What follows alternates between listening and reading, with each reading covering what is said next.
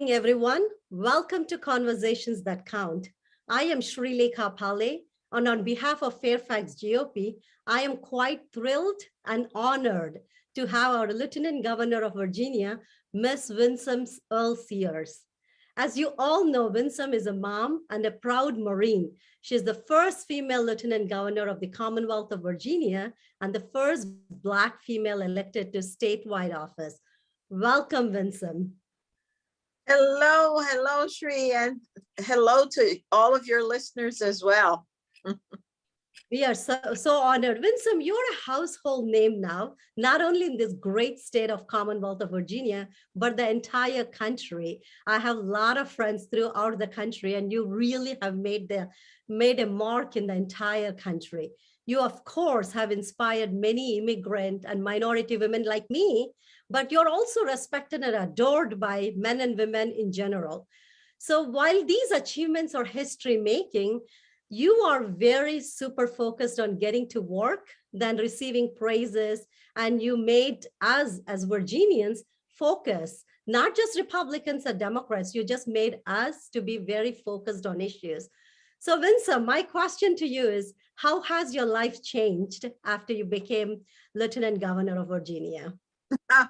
Well, it didn't really change very much from the campaign. It just felt like a continuation of the campaign. It was now I'd won. And so we now know that we definitely have to get to work. And that's what we did. I mean, I kept going around Virginia talking with groups. I kept going around Virginia listening. And now what kind of legislation did the folks want to see proposed?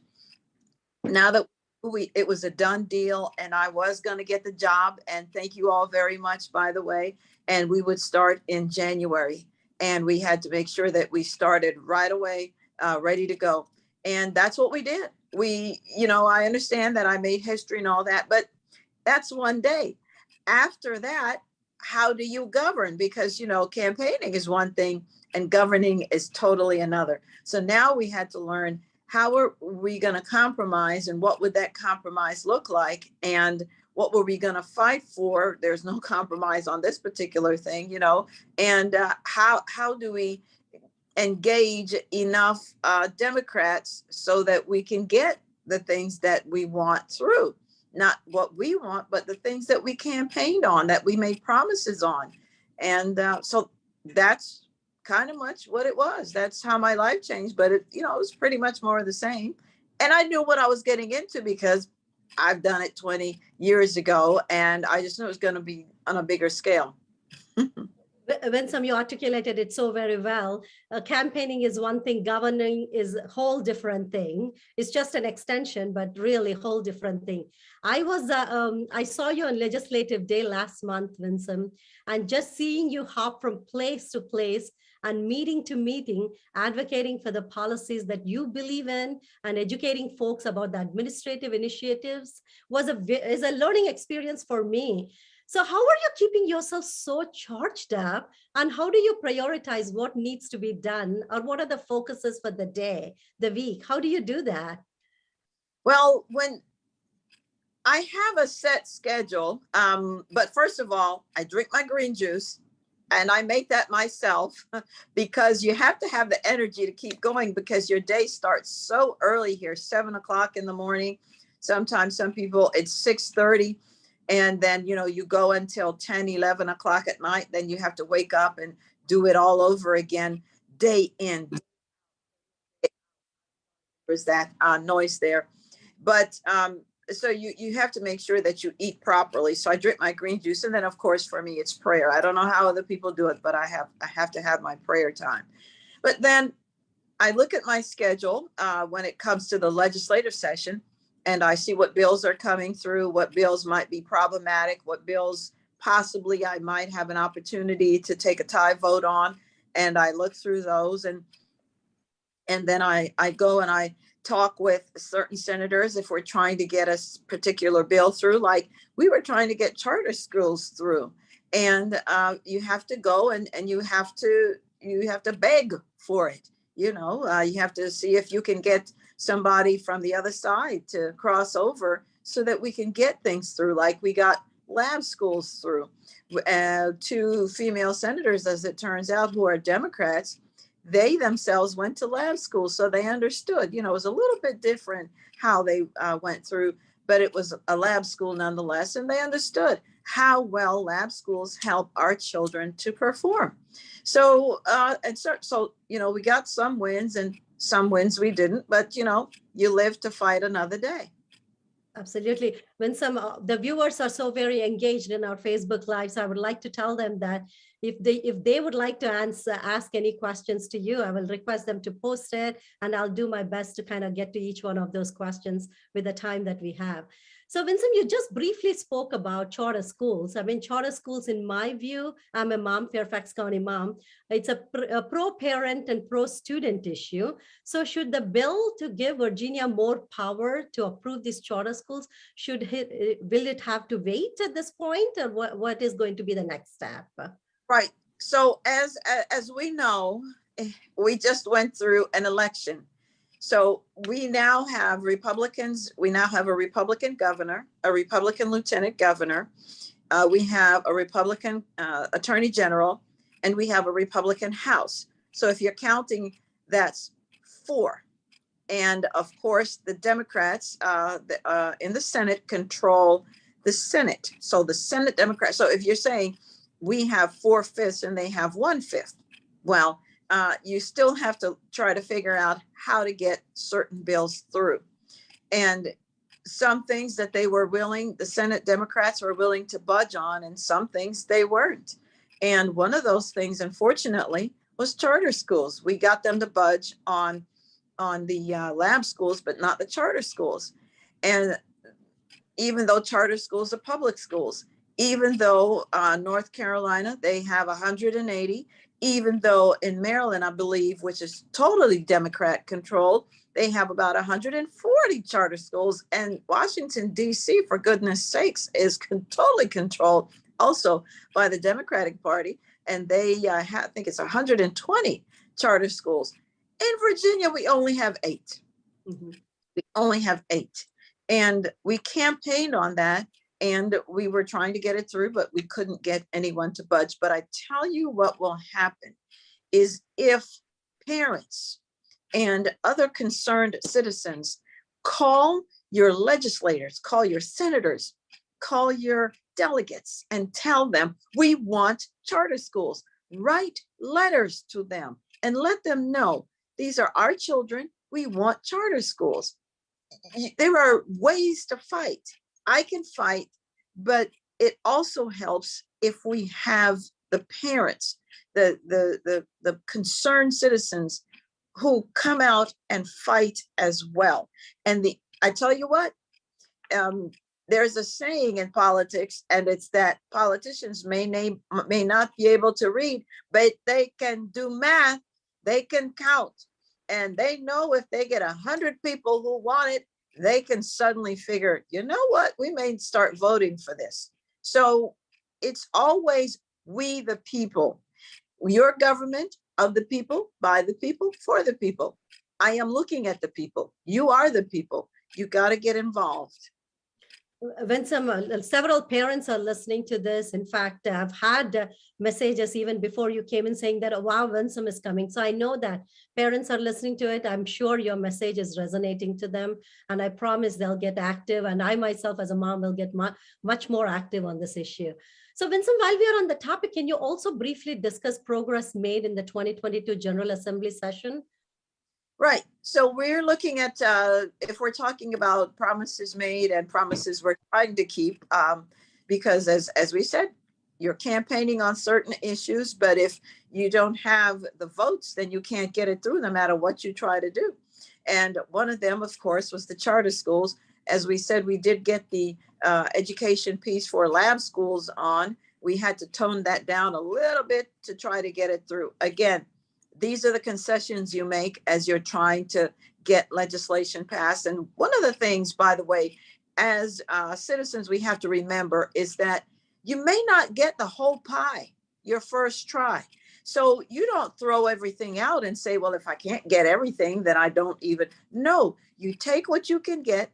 And then the next legislative cycle, you come back and you try to get a little bit more and a little bit more. That's how we work it.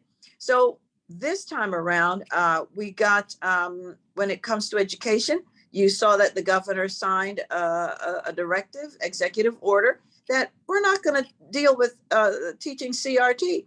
We can't afford to. We don't have time for it. We're not going to also do discrimination. You understand? And in fact, as you know, the judge in Northern Virginia said it was discrimination when we limited the number of Asian children that can attend Thomas Jefferson. We say we don't want to deal with people based on their race, but that's in fact what we were doing. We knew that to be true. We're not going to teach CRT. We're going to teach all of history, the good, the bad, and the ugly. We're going to teach about slavery. We're going to teach about Jim Crow laws and miscegenation laws. We're going to teach about redlining. We're going to teach all that.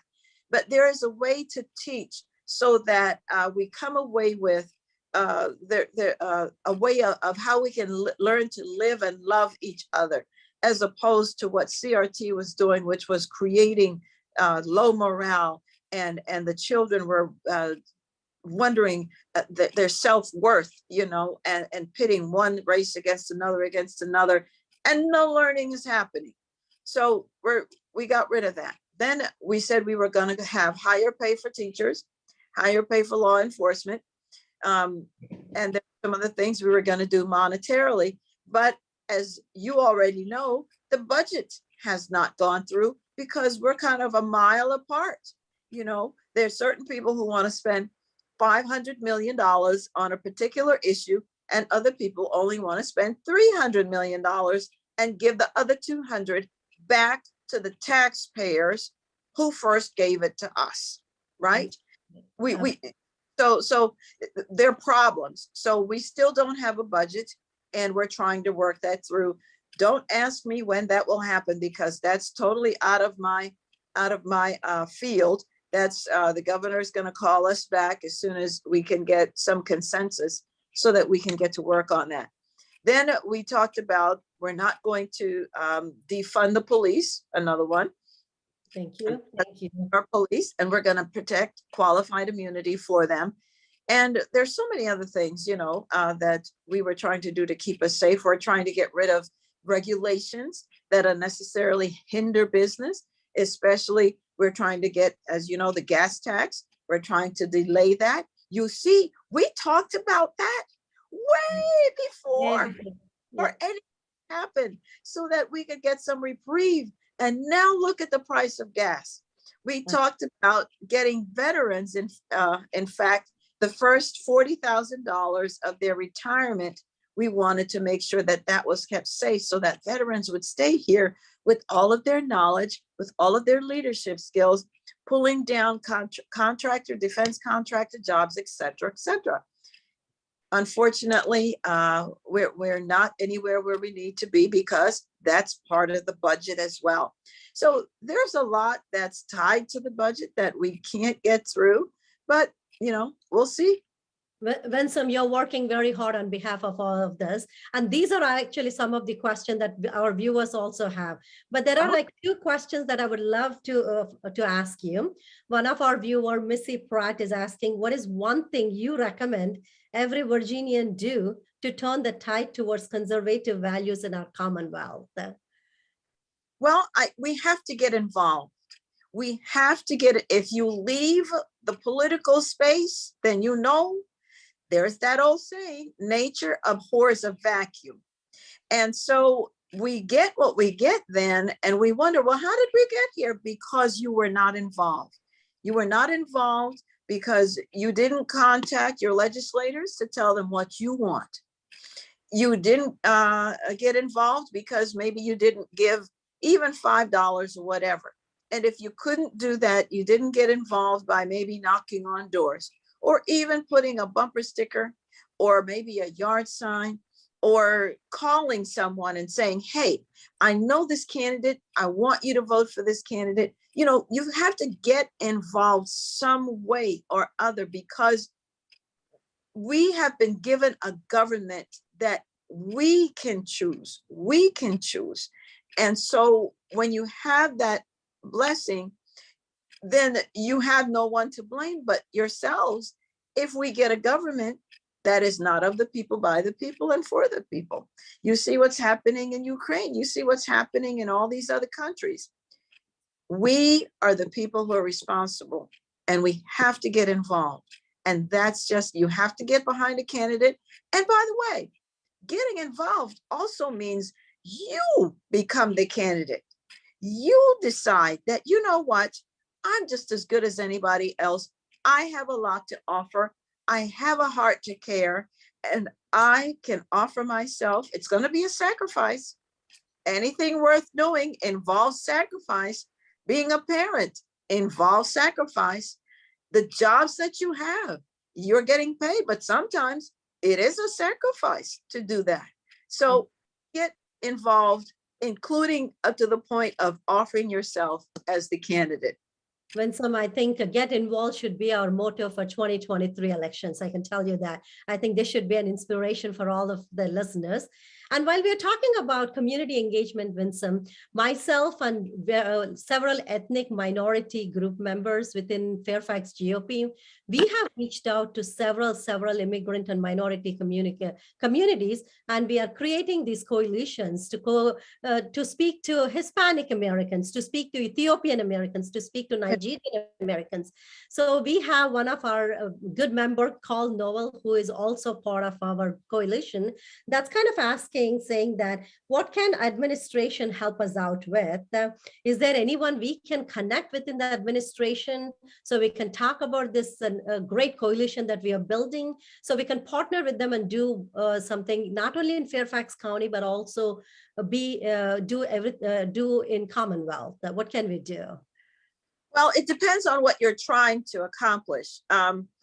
If, for example, you want to ensure that your businesses are get the opportunities that they need, then I would say make sure you talk with the Office of Diversity and Opportunity. I would say make sure you talk with DPOR, the Department of Professional Occupational Regulation. Make sure you talk with the Secretary of Commerce and Trade. Make sure you make those appointments and you come together. Maybe it would be, if you have a board, then, maybe the president, the vice president, the executive committee, or if not, a group of you call and say, we would like to sit down and have a discussion with you about the issues that we are concerned about. That's it. You ensure that your voice is heard in the squares that you want to be a part of. So it just depends on what you're trying to do. You make sure you contact that particular Secretary of the Commonwealth, Secretary of Trade, Secretary of maybe Veterans Affairs, and by the way, don't limit it just to the state level. Go on the federal level. Talk with them as well. Call your congressman. And I tell you, politicians understand the power of numbers. So it would be wonderful if at least 10 people came. At least it's wonderful. So Winsome, we are a group of about 20 people that are Indian Americans, Pakistani Americans, Ethiopians, again, Vietnamese, Filipinos, Korean Americans, Hispanic Americans. So we are forming this great coalition on behalf of Fairfax GOP. But as you suggested, we will reach out to Secretary of Commonwealth, Secretary of Trade, and all of those people and make those connections for sure. Go to the governor's website and look at that organizational chart that lists the different secretariats. And whatever it is that you're trying to accomplish, you go to that secretary. I have done things like, and this was before I was in anything, I just feel like people are answerable to me, as a regular citizen. I elected you. And even if I didn't elect you, you're in office now. You're supposed to represent me. And so I would just go sit in an office and say, I want to talk to so-and-so. Well, they're not here now. Well, when do you think they'll be here? You just have to do that. Absolutely. Persuasion is the way to go. Winsome, I mean, I want to kind of divert the topic a little bit to COVID protocols. I mean, the administration has done a fantastic job of not mandating anything. But what about workplace? I mean, that's coming from one of our viewer again. What about removing workplace regulations of COVID? That seems to, I mean, the mandates are continuing to happen in workplaces. I mean, is there anything Youngkin administration and yourself are talking about it? Well, on the federal level, the president has kept that in place, and so because of that, we can't really mandate for businesses. We have to leave the businesses to make that decision for themselves how they want to go about that. But what we are trying to establish is now we're going to have studies to see if we have any more pandemics come through, this type of sickness come through, how do we best approach it? And one of the things that we are doing is to take away the power of the governor to just wholesale make these decisions about what's right for us and what's not right, and et cetera, et cetera. So many people lost their businesses because the previous governor made the decision on which businesses were essential and which ones weren't. He, for example, shut down the mom and pop stores, but kept the big box stores open in those very same industries that the mom and pop stores would have been in. And so, I've heard of people who actually committed suicide because they lost the family business or they lost the business that they had begun, etc. So we're working on that.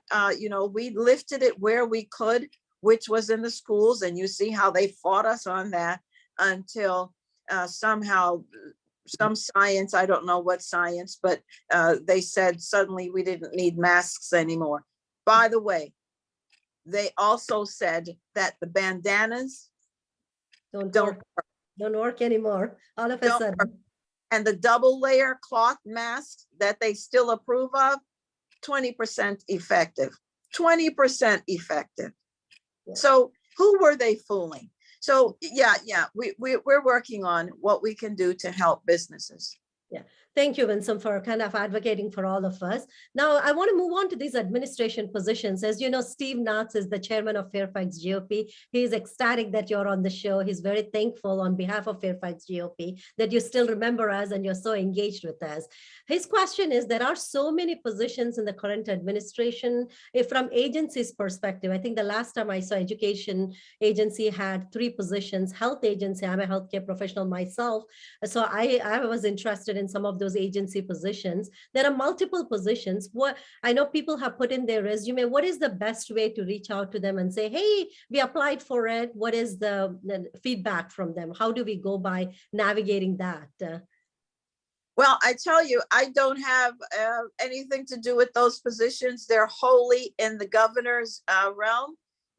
He's the one who would be filling those administrative positions. I only have 4 positions, and one of them is me. Yeah. And I don't have a huge budget at all. What I would say is just continually ping whoever it is, whatever department that you have applied for, and just take the initiative. Just like in any other job that you're trying to get, take the initiative and call that secretariat and say, if it's in healthcare, you call the department, the Secretariat of Health, et cetera, and say, I applied for a position and I just want to know if there's anything that I can add that to my resume, or do you have any questions? It could be that there might have been a glitch in the system when you sent it, but you didn't know and they don't know. Maybe they never got it. So I would say, take the initiative. Just do what you would normally do. I think, Winsome, you hit the nail on the head. I think it's like getting involved is the best thing, taking the initiative. And if you're really interested in that, stand up and just call the agency that is leading that and just say, hey, I just applied. What do I do next? I think being proactive, just kind of getting involved and engaged is the best way to go.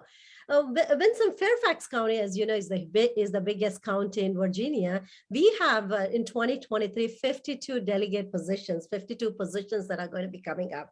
Again, I don't want to misquote, 52 races. I'm sorry, not 52 delegates in 2023. So as we are heading into 2023 elections, and for people that are thinking about running, do you have any message for them, or do you also think any issues of importance? I think education will continue to be an issue of importance, but what else do you think they should be thinking about while they're heading into 2023? Well, what I would say is start now. If you're thinking of running, don't wait until next year. Start now. Get the voters to get to know you. And especially because you have so many doors to knock on, start now. Get your literature now. Start thinking about the issues and where you're going to find it in the news. You're going to call your friends and say, what's important to you? You're going to talk to somebody, maybe you meet at the grocery store. You know, I'm thinking of running for office. What's important to you? You talk to, whoever. What's important to you? And I would say narrow it down to 5. Make sure you at least can talk very well about 3. Very well. And if you can, develop an acronym that will help you. For example, I narrowed my issues down to 3 because I saw what was happening and after I did my homework, and it was C, safety, economy, education. C. And I just had various lists in my head. What goes under safety? Of course, so the communities want to be safe. People want to be safe in their homes. They want personal safety, which is why we weren't going to defund the police, etc. They wanted their businesses safe, the smash and grab, etc. Economy. It's always the economy, stupid. Job creation. How are you going to help that? How are you going? And of course, that fits in with education, the other E. People want their children to have a good education so that they can have marketable skills so that they can compete globally. It's that simple. How do we get there? So that's what I mean.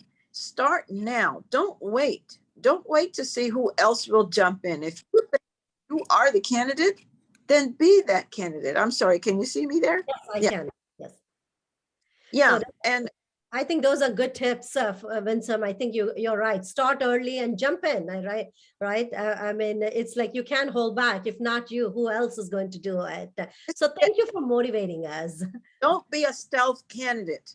For Yeah. goodness, if you have good ideas, get out there. Get out. What can happen except people will say no?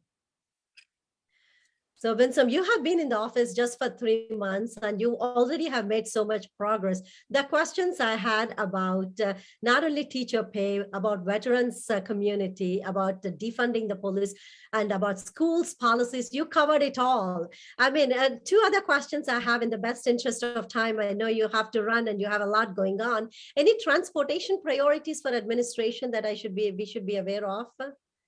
Well, you see, all of this is tied up in the budget. Okay.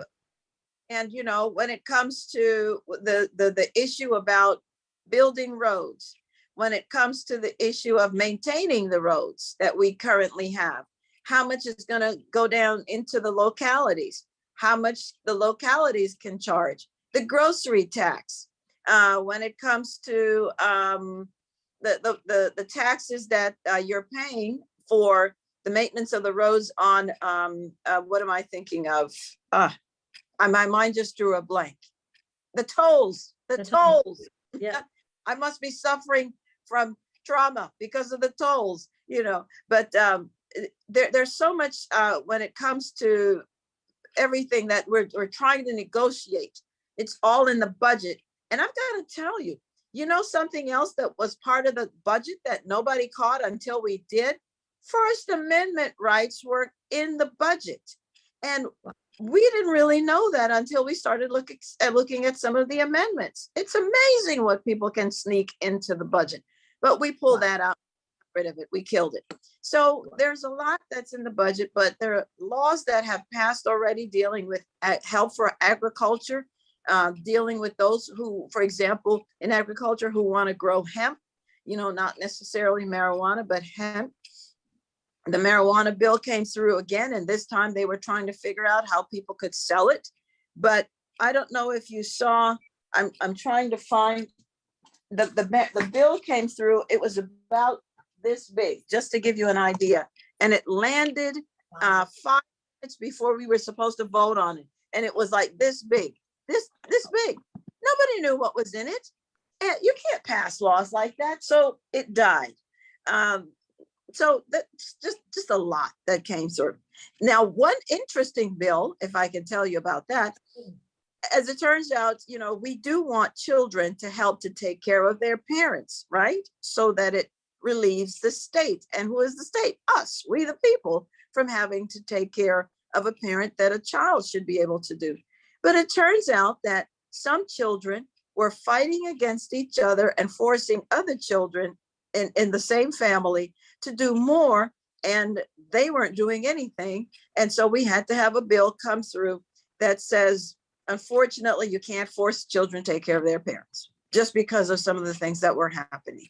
So it's very interesting. And then we had some people who were wrongfully convicted, and we paid millions of dollars. So this is why we've got to get it right. We've got to know who we're hiring. Yeah. Thank Lord we have a great Attorney General partnering with you. So Winsome, this is Women's History Month. You're an inspiration to all of us. Would love to hear from you what the Women's History Month means to you.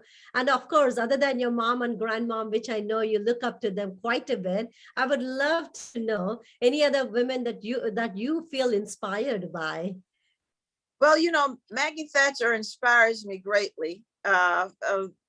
I love stories about women who came from nothing, and just with perseverance against all odds. And men, women, I just love to find those kinds of people so that I know if they can do it, I can do it too, and that's the whole story about me, that I came from nothing and here I am. And if I can do it, you can do it. And that's what I inspire the little girls. I take my pen off and I let them touch it, and I say, you can be lieutenant governor too. It's available to you. I want you to stay in school and I want you to study. I didn't do anything exceptional to get here. Just prepare yourself. And you do that by staying in school and studying. Winsome, thank you so much for joining us tonight. The entire Fairfax GOP community has been excited about this session more than ever. In spite of your busy schedule, you chose to come in, engage us, give us such great tips for the potential candidates, and talk about the issues of what is going on in General Assembly.